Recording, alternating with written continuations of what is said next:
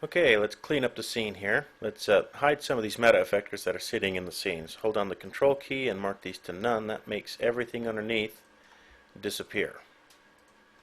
That way we don't have to see any effectors that we don't need to see. So all we should be seeing here is the mesh. And set the mesh to smoothen edges, and let's add a skeleton to them. So go into setup, make sure PM_head is picked. Go to the effects and add the bone deform effect to that mesh. Let's call the skeleton dragon, and then just call this one dragon deform. Pick the dragon skeleton effect, use the plus key on the keyboard to add a bone.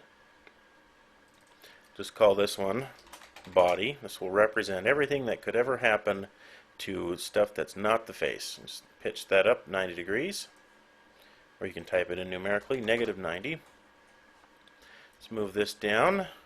Use the plus key again to add neck 1 and neck 2. I'm using the middle mouse click to pick the bones. Just name these while we're going. Neck 1, neck 2, and then plus key and add the head. So dragon head. Now underneath that, let's add another bone. We can just set the Z translate of that bone to 0 so it moves back to the parent's origin. We'll pitch that forward 90 degrees.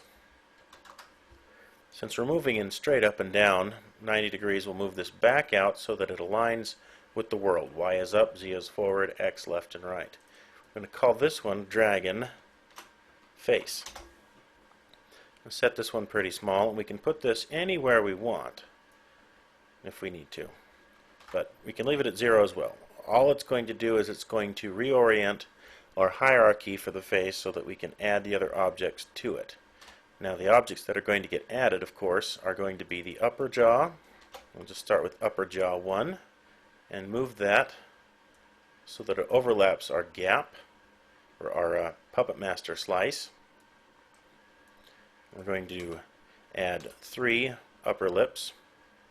So upper jaw 1, upper jaw 2, and then the last bone, upper jaw 3. Now cheat on this one, duplicate it, move this down. This is going to be the lower jaw. So just rename everything that was upper into lower.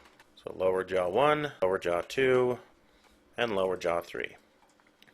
We can put these wherever we want to get the right deformation. Same thing with the upper jaw if we need to. I'll curve the upper jaw up.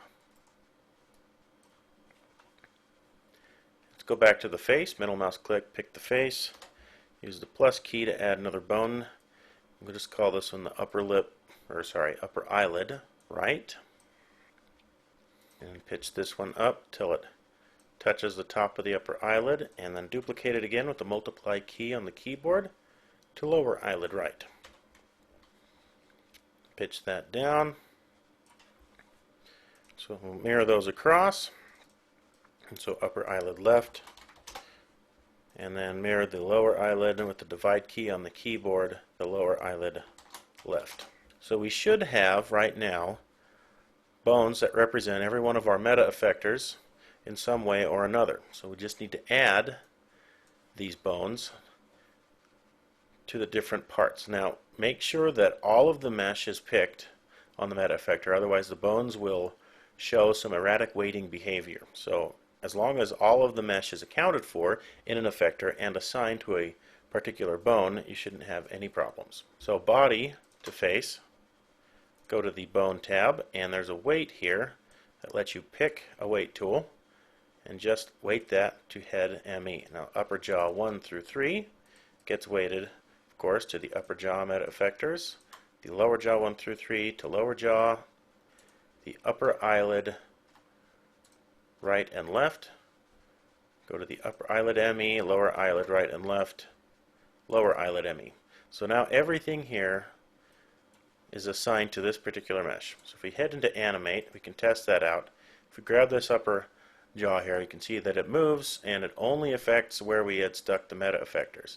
And because we have masked off different sections, we've created a separate mask for these 3 bones to deform just the part of the face. So we can do a complex mouth movement here that works with our face. So we can create any oohs and ahs in the general warped form. Now we can go back in and refine the shape with something else. So reset this to the default position. If you head into Setup, make sure the Dope Master is set to all items. Tap the Enter key to create a keyframe from Setup into Animate to place him back into his default position. Now we need to make sure that we can apply other effects underneath this bone deform. So go to the drag and deform inside the bone deform effect and make sure to check the use predeformed points so that it waits for the other effects behind it to move the mesh around before it takes on. Let's go to File and save this scene as Local Controls 2.